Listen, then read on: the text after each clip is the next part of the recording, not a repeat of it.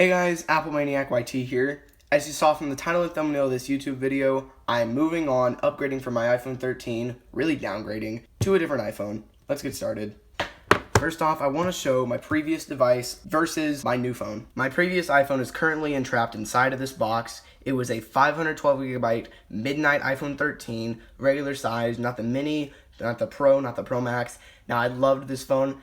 I got it in December of 2021. It was one of my favorite devices I've ever owned. Now, I'm not going to explain what happened to this iPhone 13 in this video, so if you haven't seen my previous video already, go check it out. Right up there in the top right, there will be a link. Go check it out. It has the full backstory to this, showing the phone. So this was it, my 512GB midnight iPhone 13. I still have the original box, mint condition box and everything, but the phone is completely destroyed, as you can tell. Let's go ahead and lift it out of the box and show it again.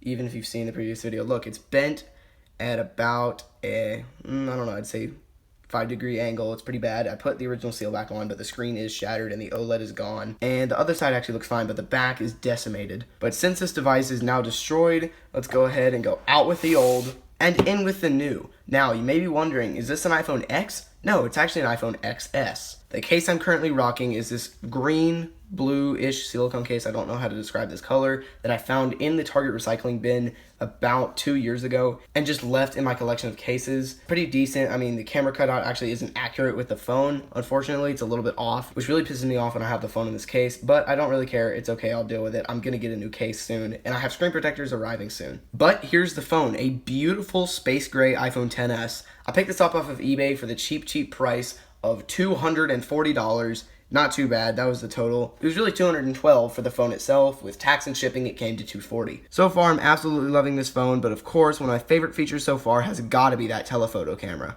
The back is just about mint. You can see the reflection of my iPhone 7 that I'm recording on in the back. The sides have no chips or anything, just a bunch of fingerprints as they're reflective because it's stainless steel. But the screen, unfortunately, does have a small chip in the top left corner. You can see it a lot more clearly right here. This was actually how I was able to bargain the price down to $212, but the screen itself works perfectly. I have updated the phone to iOS 16, 16.0.2. I'm actually done with the beta. I can't take it anymore, too buggy, but Face ID works unlike a lot of the other iPhone X models. As you can see, all my apps transferred over when I got a new phone. By the way, while I have a chance to mention it, thank you guys so much for 1,288 subscribers. This means so much to me, and I just can't believe we've gone this far with my YouTube channel. But this is the new phone. I absolutely love it, but I actually thought I wouldn't like the big notch, even though I'd wanted one for a long time with a big notch, strangely enough. And this was actually my dream phone back in 2017. Well, the space gray iPhone X. This is the XS, but the design on the outside is pretty much the exact same. But I actually really do like the notch,